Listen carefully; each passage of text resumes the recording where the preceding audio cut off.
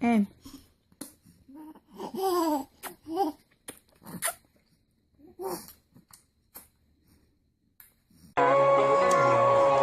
tắm mát quanh năm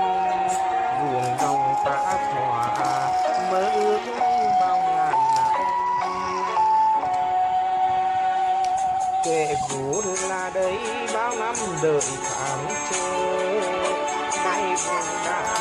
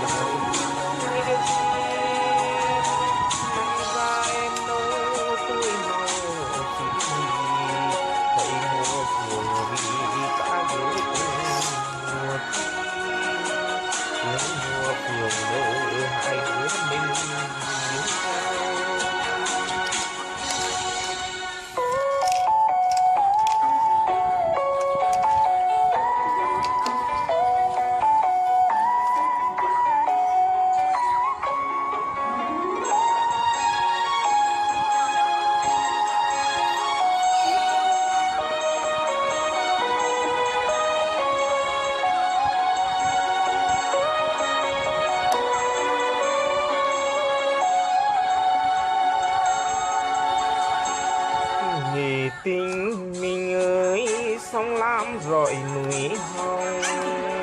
bàn về theo bàn đảo núi ngắm sông đất trời như vần vang vang lời trong rụng mặt hồ lay động nên sóng mênh mông từng đàn cá đồi cây lúa trên bàn